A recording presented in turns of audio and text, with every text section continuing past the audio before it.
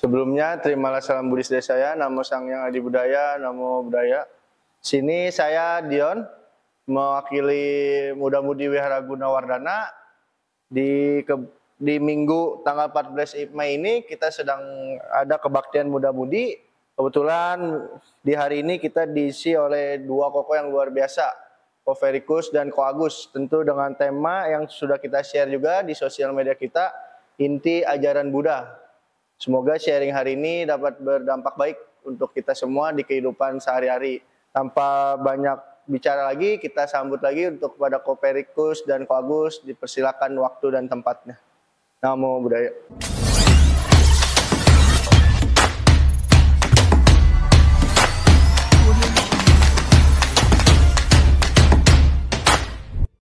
Teman-teman sedama, sebelumnya selamat siang. Terimalah salam bahagia dan dharma dari saya dan Verikus Wanto. Terpujilah Sang Buddha, Namo Sang Hyang Adi Budaya, Namo Buddhaya. Namo Buddhaya. Salam sejahtera buat kita semua. Terima kasih atas kesempatan dan waktunya untuk siang hari ini. Kami telah diajak untuk sharing seputar ajaran Buddha. Ya, dengan tema inti ajaran Buddha, yang nanti kita berdua akan berdiskusi inti ajaran Buddha itu dalam makna kehidupan kita sehari-hari itu seperti apa. Ya, kami berdua mohon maaf izin untuk melepaskan masker sehingga pada saat penyampaian kami lebih rileks, lebih nyaman. Oke, kami mohon untuk membuka masker.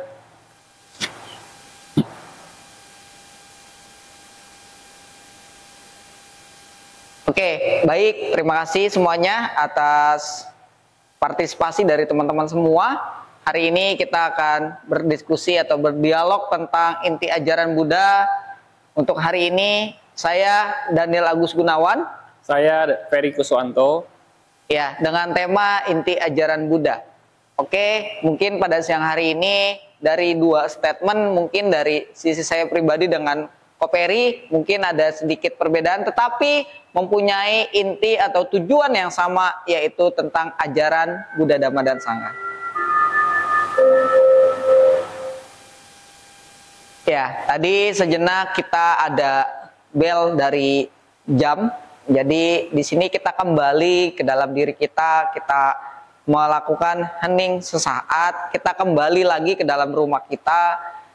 Kita untuk lebih fokus, kita menyadari bahwa saat ini kita berada di sini, bahwa kita bernapas masuk, napas keluar. Kadangkala kita pada saat ini ketika kita bernapas masuk, napas keluar, kita tidak sadar. Jadi dengan adanya bunyi lonceng pada jam dinding, menyadari dan mengingatkan kembali kepada kita untuk lebih fokus, ya. Jadi terima kasih untuk partisipasi teman-teman.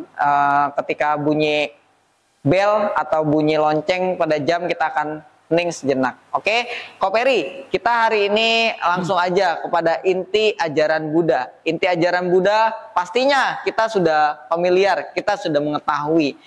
Tapi dalam kehidupan kita sehari-hari, inti ajaran Buddha yang memang seharusnya kita lakukan sebagai umat rumah tangga, sebagai kita praktisi di kehidupan sehari-hari, menurut pandangan Ko Peri bagaimana? Boleh? Ya, jadi makasih ya Ko Agus. Ya memang teman-teman tahu juga ya bahwa agama Buddha adalah agama yang cukup panjang perjalanannya, sudah dari guru agung kita ya Sang Buddha 623 sebelum Masehi memang sudah lahir, dan ajaran-ajarannya pun mungkin sudah banyak sekali menyebar ke mana-mana. Nah, terkait ajaran Buddha sendiri memang yang kita harus sadari, menurut saya pribadi sebelum kita langsung mengucapkan inti ajaran ya, jadi kita lebih memang memahami dulu ya, kira-kira kata-kata Buddha itu apa ya sebetulnya ya. Istilahnya kita kan beragama Buddha nih di Indonesia, salah satunya adalah Buddha menjadi agama yang diresmikan. Kalau dari saya sih, agama Buddha itu sendiri memiliki makna kesadaran. Jadi bagaimana Buddha sendiri artinya yang sadar, yang tercerahkan. Jadi kalau dari apa yang kita lihat dari berbagai macam praktisi, kita melihatnya bahwa ajaran Buddha itu berpraktek pada kesadaran apa yang kita lakukan. Jadi seperti hari ini kita melakukan sharing ya, berbagi kepada teman-teman ataupun pada diri kita, juga pada Ko Agus, kita berbagi sama-sama bagaimana caranya kita menyadari bahwa oh hari ini kita sedang berbagi. Jadi dengan harapan setelah kita sadari, maka kita akan lebih mengingat kegiatan kita hari ini.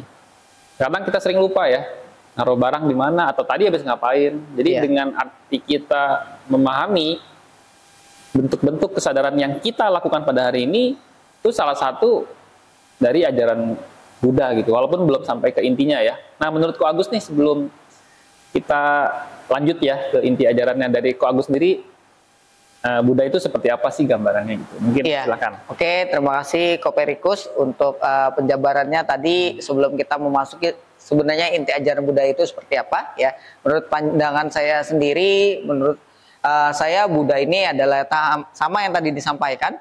Kita juga tahu bahwa Buddha sebelum mencapai penerangan sempurna, Buddha adalah seorang pangeran Siddhartha yang cukup seorang anak raja, yang kita tahu kalau anak seorang raja itu pasti harta berlimpah, berkecukupan, mempunyai istri yang cantik, mempunyai anak yang baik, anak suatu kebanggaan untuk dirinya. Tapi beliau meninggalkan itu semua, mencari obat ya untuk terbebas dari semua penderitaan. Itu yang saat ini kita sudah dapatkan ya. Jadi saat ini kita tinggal pelajari ajaran yang memang sudah Buddha sabdakan pada kehidupan Buddha, dan sampai saat ini ajarannya pun tetap ada. Yang pada saat itu Pangeran Siddhartha mencapai penerangan sempurna ya, kurang lebih selama 6 tahun lamanya untuk bermeditasi, dengan usahanya sendiri, dengan tekadnya sendiri beliau mencapai tingkat kebudahan, yaitu dengan kesadaran sendiri, tidak termotivasi oleh orang lain, tapi beliau dengan kesadarannya sendiri, dengan tekadnya sendiri, sehingga mencapai penerangan sempurna. Beliau mempunyai tekad, dia tidak akan bangkit dari duduknya sebelum mencapai kesempurnaan atau tingkatan suci atau kesempurnaan. Jadi beliau belajar untuk kembali ke dalam diri, melihat ke dalam diri, menyadari bahwa sesuatu itu adalah tidak kekal adanya, sehingga beliau mencapai penerangan sempurna. Yang kita lihat yaitu yang tadi sama Ko Peri sampaikan, yaitu kesadaran. Ya, ketika kita ingin mencapai sesuatu hal tingkatan atau kita untuk melakukan pencerahan, ya, salah satunya dengan bermeditasi. Pada zaman kehidupan Buddha, bermeditasi banyak orang yang mencapai tingkat arahat, ya. Tapi untuk saat ini kita agak sulit, ya. Agak sulit kenapa? Karena banyak saat ini kegiatan-kegiatan rutinitas kita yang membuat kita semakin sibuk, sehingga kita kurang menyadari, kita kurang mawas diri untuk praktek. Karena ketika kita berpraktek tidak praktis, tapi kita mempunyai proses, ya. Sehingga para Buddha mengajarkan untuk kita melakukan perbuatan kebajikan, selalu melakukan perbuatan baik, sehingga kita dapat menyadari untuk diri kita sendiri dan lingkungan sekitar bahwa kita memang harus eling, kalau dibilang sadar penuh. Jadi ketika kita melakukan segala sesuatu seperti bernapas yang tadi kita sampaikan, bernapas kita menyadari napas masuk, napas keluar. Kita juga menyadari aktivitas kita, sedang kumpul bersama teman-teman, sedang kumpul bersama keluarga, sehingga kita mawas diri, sehingga ketika kita melakukan segala sesuatu kita tersadarkan dan kita sadar penuh, eling. Ya. Wah. Oke, Ko Peri. Luar biasa ya. Jadi udah langsung ke inti ajarannya ya dari Ko Agus tadi. Sebagian dikit itu ya, karena ada banyak hal yang memang harus disampaikan inti ajaran. Jadi kita sering juga ya mendengar, teman-teman mungkin sering dengar juga kata-kata inti ajaran Buddha itu jangan berbuat jahat, tambahlah kebajikan, sucikan hati dan pikiran. Itulah inti ajaran para Buddha. Nah, jadi berdasarkan konsep tersebut sebetulnya kalau dari saya setuju sekali ya. Jadi karena saya juga setuju. Sebagai kita sebagai pembelajar, yaitu manusia yang belajar agama Buddha, kita sepakat bahwa ajaran Buddha itu adalah ajaran kebaikan ya. Kebaikan. Jadi di mana Buddha sendiri membabarkan dharma kepada semua makhluk, bukan hanya manusia. Tapi kan pada alam dewa pun dia membabarkan dharma untuk terjadinya semua kita terbebas dari penderitaan. Nah, tinggal menurut Ko Agus nih ya, jadi kan memang masing-masing punya apa namanya, punya Statement. cerita ya, Ya, cerita. so punya pengalaman lah kira-kira. Jadi dari jangan berbuat jahat. Nah, kalau dari saya dengar kata-kata jangan berbuat jahat terlihat mudah ya. Jadi dengan kita seperti ini kita nggak berbuat jahat sebetulnya. Tapi terkadang bahwa ajaran Buddha itu perbuatan jahat, suatu perbuatan baik buruk atau jahat itu dipelopori oleh pikiran. Terus tercetuslah melalui ucapan dan perbuatan. Jadi kadang-kadang kita ternyata ketika berpraktek jangan berbuat jahat itu nggak mudah juga ya. Karena kita lihat bahwa jangan berbuat jahat artinya bukan hanya tubuh dan ucapan saja, tapi pikiran pun jangan sampai berbuat jahat. Bagaimana kalau menurut Ko Agus ya? Apakah ada sedikit? Karena saya juga pasti punya pengalaman di mana jangan berbuat jahat. Kita fisik kita, tubuh kita, kata-kata kita baik. Tapi pikiran kita ini sulit dikendalikan. Kadang-kadang juga terpikir bahwa ketika mata kita melihat, batin kita ini menjadi, terkadang pikiran itu bisa muncul niat-niat atau bentuk-bentuk aktivitas yang mau kita lakukan, tapi itu pun belum tentu baik atau buruk. Nah itu mungkin pertama ya yang kita akan bahas, yaitu gimana sih supaya jangan berbuat jahat gitu.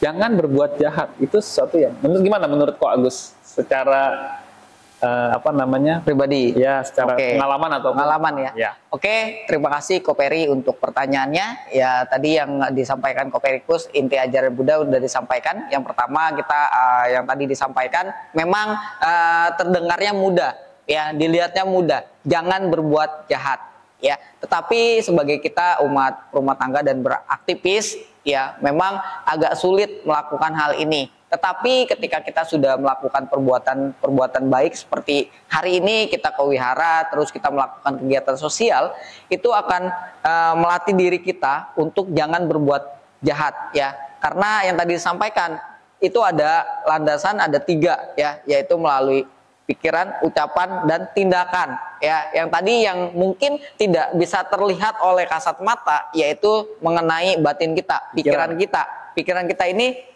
saat ini saya seperti ini nih, pikiran saya ini mengembara ke arah yang jelek atau tidak ya. Tetapi ketika kita tadi yang saya bilang eling, sadar penuh, ketika kita menyadari bahwa hari ini kita ada di sini, kita berdiskusi ya, sehingga pikiran kita mengacu kepada apa yang akan kita sampaikan nantinya. Ketika ini saya habis ini mau ngucap apa nih, habis ini mau lari kemana nih. Nah itu melatih pikiran kita untuk kita tidak berpikir ke arah yang negatif. Misalkan ketika kita mungkin lagi sendiri, ketika kita berpikir, aduh hari ini tadi mungkin ada teman kita udah janji nih, tapi kok nggak menepati ya. Jadi sehingga pemikiran-pemikiran yang kurang baik muncul. Tapi ketika kita terkondisi di mana kita pikiran ini terpacu untuk sebuah materi ataupun kita melakukan puja bakti, itu akan lebih meningkatkan kesadaran kita, pikiran kita tidak mengembara ke yang arah-arah yang buruk Ko Peri. Jadi sehingga kita dapat menyadari, sehingga kita bisa berpraktek mempelajari dan kita berlatih untuk pikiran ini terfokus. Karena agak sulit memang pikiran ini, karena pikiran ini yang mengharuskan kita untuk berbicara, bertindak ya. Tapi ketika seperti itu, antara ucapan dan pikiran kita harus menambah kebijaksanaan kita, yaitu dengan kesadaran. Karena ketika kita sadar, kita mau berucap, ada hati dan pikiran kita, di tengahnya itu ada kesadaran. Kesadaran itu yaitu sati, jadi di mana kita harus sadar penuh, kita menyadari bahwa kita ada saat ini, berusaha melatih diri untuk tidak berpikir atau bertindak keliru ya. Walaupun mungkin kita sebagai umat awam ya, saya tidak bisa pungkiri bahwa mungkin ada sesuatu hal yang mungkin tidak disengaja yang terucap pada saat mungkin lagi kumpul sama teman, keluarga, ataupun yang lainnya, pada saat di jalan, mungkin pada saat macet, kita, waduh ini merasa kesel, oh ini macet kok, ini siapa yang bikin macet. Sebenarnya ketika kita menyadari, oh macet ini memang ada saat ini, ketika macet ini udah berlalu pun, ya udah nggak ada yang dirugikan kok, cuman misalkan keterlambatan aja mungkin. Tapi kalau misalkan kita tidak berpikir ke arah yang baik atau meta kita pancarkan cinta kasih, kita akan berpikir macet ini siapa yang membuat sehingga kita jadi kesal. Jadi itu udah banyak tindakan yang memang terucap melalui pikiran iya, melalui ucapan iya, tindakan mungkin klakson yang panjang ya. Tapi ketika kita menyadari ya macet ya udah, mungkin mungkin berangkatnya kesiangan, mungkin kita ambil jalur yang keliru ya. Jadi lebih ke arah kita melatih kesadaran kita untuk tidak berpikir ke arah yang buruk kok Peri, kalau menurut saya sendiri. Jadi menghindari untuk perbuatan jahat. Ya, jadi teman-teman tadi bisa itu juga ya, merangkumkan juga ya dari Ko Agus itu sendiri bahwa jangan berbuat jahat itu memang kita bisa lakukan dengan cara kebaktian di wihara, juga bermeditasi supaya menenangkan pikiran kita. Karena salah satu menenangkan pikiran tadi Ko Agus sudah sampaikan yang begitu banyak contoh-contohnya, yaitu dengan cara bermeditasi kita bisa mengendalikan pikiran kita agar tidak memiliki pengembaraan yang begitu jauh. Ya, jadi cukup bagus ya, sangat bagus sekali malah. Oke, melanjutkan dengan tidak berbuat jahat, tambahlah kebajikan. Ya, jadi menurut saya juga ini salah satu faktor yang saling berkaitan gitu ya. Jadi kalau kita menambah kebajikan, otomatis ya tidak berbuat jahat. Ya, ketika kita melakukan kebajikan. Betul, cuma tadi yang setelah kita, berarti teman-teman udah tahu juga nih bahwa kita ini harus kebaktian, baca parita, meditasi. Ketika kondisi batin tenang, ketika kita sudah melantunkan sutra-sutra atau mendaraskan sutra agar mengulang kembali khotbah-khotbah guru Buddha menjadi tercerahkan, kemudian ditenangkan dengan meditasi, maka kita siap untuk melakukan kebajikan. Berarti dengan menambah kebajikan ini juga salah satunya tidak mudah juga. Kenapa? Ya. Karena yang namanya menambahkan kebajikan, kita sudah berbuat baik dulu. Tambahlah kebajikan. Nah, ini kan hal yang sulit bahwa kebanyakan tadi yang dijelaskan di awal ya, dari kata-kata Buddha sendiri adalah yang sadar. Sebenarnya kita sadar nggak sih sudah berbuat baik? Jadi kalau kita nggak sadar udah berbuat baik, gimana mau sadar kalau kita mau nambah kebaikan? Ya. Jadi salah satu yang sangat poin penting sekali setelah kita tidak berbuat jahat dengan cara kebaktian dan meditasi, menenangkan pikiran sehingga kondisi batin pikiran juga lebih tenang, maka kita siap untuk menambah kebajikan. Nah, salah satu menambah kebajikan mungkin sama juga seperti yang tadi dijelaskan, menyadari dari aktivitas yang kita lakukan. Ya. Jadi macet karena apa? Oh, berarti bukan karena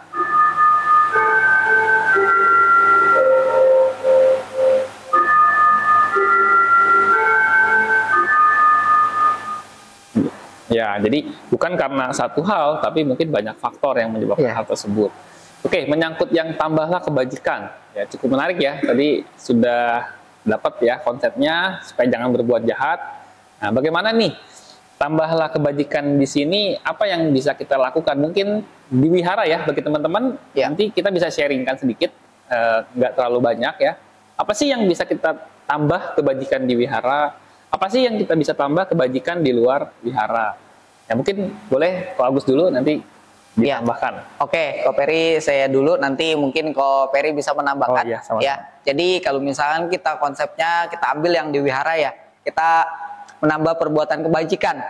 Misalkan pada bakti itu bisa kita tambahkan dengan perbuatan kebajikan. Misalkan pada saat siapa yang di sini belum ada yang mimpin, misalkan belum ada yang mimpin nih, kita udah bersedia untuk maju, itu nambah perbuatan kebajikan. Nah, pada saat mungkin ketika pada saat datang ini paitiennya, matrasnya, mungkin pengurusnya misalkan telat nih datang nih. Nah, kita sebagai umat, kita langsung beresin aja. Kita langsung beresin, kita tata, karena kita tahu posisi-posisinya itu adalah melakukan suatu karma baik buat kita lagi, menambahkan karma baik kita lagi. Nah, ketika pada saat itu adalah perbuatan-perbuatan di mana pada rutinitas kita, pada saat kita membacakan parita pasti bersama, berdana kita bersama. Tapi untuk melakukan hal yang tadi, keinginan untuk kita melakukan perbuatan baik terus-menerus, ya bukannya merebut kebajikan orang ya. Karena kan kadang orang untuk memimpin aja, kamu aja lah, kamu aja.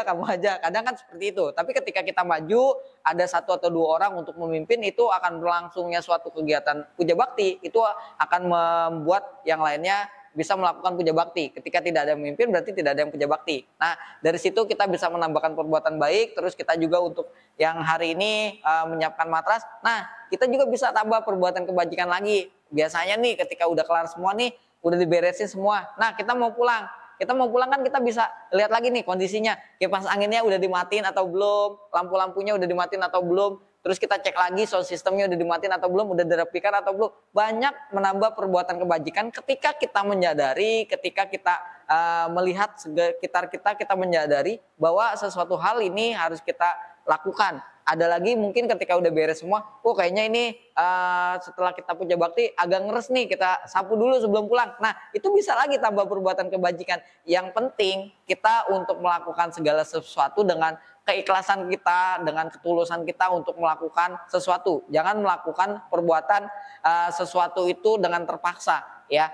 Kita harus melakukan segala sesuatu itu dengan kesadaran, ketulusan, bahwa kita itu nyaman untuk melakukan segala perbuatan baik. Ketika kita melakukan perbuatan baik pun, di akhirnya terakhirnya kita akan melimpahkan jasa untuk kita sendiri, untuk para leluhur kita, sahabat, semua makhluk yang membutuhkan pelimpahan jasa ini. Semoga dengan pelimpahan jasa ini dapat memberikan kebahagiaan bagi semua makhluk. Itu menurut versi saya kok, Peri, karena ketika kita berbuat kebajikan secara bersama itu setara, tapi ada nilai plus-plusnya yang mungkin bisa kita lakukan seperti yang tadi ya, mimpin atau membereskan parita, matras ataupun yang lainnya. Itu aja kok, Peri. Mungkin dari kok, Peri bisa menambahkan, silakan. Bagus. Ya, jadi teman-teman sendiri bisa bisa merangkumkan dari yang Pak Agus tadi bicarakan, bahwa ternyata dengan kita kuyara itulah salah satu inti ajaran Buddha, menambah kebaikan.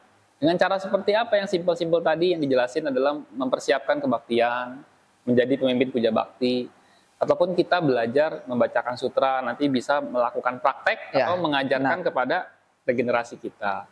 Ya, jadi hal yang itu pun sebetulnya menambah kebajikan ini hal yang cukup luas ya. Maksudnya tadi kan yang dikatakan dari Ko Agus itu adalah hal contoh-contohnya. Tapi teman-teman pada intinya apa yang dilakukan oleh tadi yang contoh-contoh yang disampaikan sama Ko Agus itu adalah salah satu contoh hasil dari kita berkarya.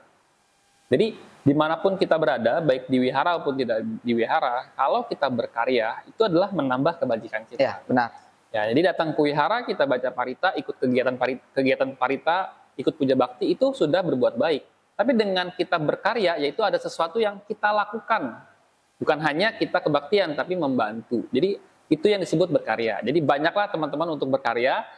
Nah, apapun karya yang teman-teman lakukan, itulah tambahan perbuatan kebajikan. Ya, jadi itu adalah intisari ajaran Buddha tadi kan, jangan berbuat jahat, tambahlah kebajikan. Nah, yang terakhir nih, kita mungkin bisa sepemahaman mungkin ya, kalau sucikan hati dan pikiran. Sucikan hati dan pikiran. Baik, memang kadang-kadang hal yang kita sudah lakukan tadi, karya-karya kita tadi yang di wihara maupun di luar wihara, kita latihan baca parita, sutra, ataupun kita bermeditasi, itu disempurnakan dengan sucikan hati dan pikiran. Benar. Nah, gimana kira-kira Ko Agus nih, biar dibuka dulu. Oke, kita yang terakhir ya itu sucikan hati dan pikiran ya. Suci ini kalau misalkan kita awam berarti bukan seperti tingkatannya seperti makhluk ya, maksudnya makhluk ya. Tapi lebih ke sucikan hati dan pikiran ini, kita sucikan hati kita yaitu dengan tadi kalau misalkan kita praktisi sebagai meditasi, berarti kita udah menenangkan pikiran kita, menenangkan hati kita juga ya. Karena pada saat kita bermeditasi, kita bisa mengendalikan pikiran kita sehingga hati kita menjadi bersih ya, tidak berpikir membenci orang ya, kesel sama orang, tapi pancaran metta karuna mudita UPK yang kita sampaikan sehingga kita bisa membersihkan atau kita mensucikan hati kita, pikiran kita ini berarti dia udah sinkron antara pikiran sama hati kita. Dia berada di pemikiran hati dan pikiran ini dia bersinergi ya, dan ditambah yang tadi saya sampaikan, dia ada ya, di tengah-tengahnya itu adalah kesadaran ya. Kesadaran ini yang ada di tengah, dia bisa melihat hatinya seperti apa, pikiran seperti apa. Seperti saat ini kita menyadari, berarti kesadaran ini yang ada di tengah-tengah ya. Jadi sucikan hati dan pikiran, kita harus ada kesadaran di sini. Apakah kita sudah mensucikan hati dan pikiran kita kembali kesadaran kita nih. Kalau misalkan belum, berarti kita belajar lagi, kita praktisi lagi Ko Peri, sehingga kita bisa mensucikan hati dan pikiran kita melalui meditasi ataupun kegiatan praktek dhamma yang lainnya Ko Peri. Ya, saya setuju juga ya dengan Ko Agus ya, bahwa ya sucikan hati dan pikiran itu salah satu penyempurnaan kalau kayak kita Ya. sehat 5 sempurna mungkin Ya, harus lebih lengkap Kak Ferry ya, harus sempurna. klop. Karena kalau kita lihat bahwa betul, memang ajaran Buddha adalah ajaran kebahagiaan. Tapi Ya. kalau kita tidak bisa siap menerima ajaran tersebut, Nah. akhirnya semua terlihat jadi sia-sia. Ya. Jadi makanya perlu dalam kita melakukan puja bakti, meditasi, itu kan sebetulnya mempersiapkan diri, menenangkan diri kita untuk mempersiapkan batin kita untuk menerima sharing dharma dari orang yang sharing di depan. Ya. Jadi kadang-kadang kalau kita tiba-tiba datang kebaktian, tahu-tahu udah sharing dharma nih, itu badan kita masih belum rileks, pikiran kita belum masih relax, nggak tenang. ya, belum tenang, belum santai. Jadi kalaupun di depan bicara tentang dharma ataupun sutra ataupun tentang khotbah-khotbah Buddha, jadi agak sulit untuk masuk. Iya. Jadi Karena kita kita sepakat belum ya siap ya. bahwa Ya, sebetulnya sepakat. sucikan hati dan pikiran itu bertujuan untuk memudahkan atau membantu kita untuk mencerna sesuatu yang masuk melalui panca indera kita ini dalam hal pembelajaran. Jadi teman-teman jangan lupa ya, tetap apapun yang mau kita pelajari, apapun yang mau kita lakukan dalam hal belajar, kita perlu menenangkan pikiran dengan cara mensucikan pikiran dengan cara melakukan sutra atau membaca sutra dan meditasi. Ya, meditasi sehingga semoga dengan sudah melakukan praktek-praktek puja bakti, Ya, puja bakti. semoga setelah mempraktekkan juga meditasi, semoga juga dengan mempraktekkan pembelajaran di wihara, teman-teman ini bisa mendapatkan inti dari ajaran Buddha secara menyeluruh, bukan hanya tambah kurang tidak berbuat jahat, tambah Ya, kebajikan tambah dan sucikan hati dan pikiran. Mungkin itu ya, kayaknya Ko Agus ya, Ya, secara inti oke. ya. Secara inti, jadi yang kita tadi diskusikan ini hanya beberapa menit teman-teman. Jadi inti ajaran Buddha itu kita di kulit luarnya aja, tapi secara mendalamnya itu ada di Tripitaka ya. Jadi teman-teman bisa sama-sama belajar karena sekarang media sosial juga udah banyak ya Ko Ferry. Jadi bisa searching, bisa kita mempelajari inti ajaran Buddha. Memang kita sudah tahu yang tadi disampaikan ada 3. Terus ketika kita ingin lebih dalam lagi ya banyak kegiatan-kegiatan bentuk-bentuk itu yang ada ya di dalam ajaran Buddha pun ada 31 alam kehidupan, terus 8 jalan utama, terus Pancasila Buddhis ya, itu banyak. Tapi yang kita sampaikan hari ini adalah kulit luarnya aja. Ya. Tapi kalau untuk lebih dalamnya, yuk sama-sama kita berpraktek dhamma dalam kehidupan kita sehari-hari, mau di dalam waktu apapun, mau di wihara, mau di cetia, mau di rumah, maupun yang dimanapun, tetap bersemangat ya. Semoga apa yang telah kami sampaikan pada kesempatan siang hari ini bermanfaat bagi diri kami dan bermanfaat bagi semua makhluk. Kami pun mohon maaf apabila ada penyampaian atau kekeliruan yang ada dalam diri kami. Segala sesuatu hal yang benar adalah ajaran para Buddha. Segala sesuatu hal yang keliru atau tadi penyampaian yang kurang tepat itu adalah kekotoran batin yang ada dalam diri kami berdua, yaitu adalah loba, dosa, dan moha. Mungkin itu aja Ko Ferry dari kita ya. Mungkin akhir kata dari kami, semoga semua makhluk hidup berbahagia. Sabe sata bawantus kitata, semoga semua makhluk hidup berbahagia. Sadu, sadu, sadu. Dan akhir kata dari kami berdua, selamat siang. Namo Sang Hyang Adi Budaya. Namo Budaya.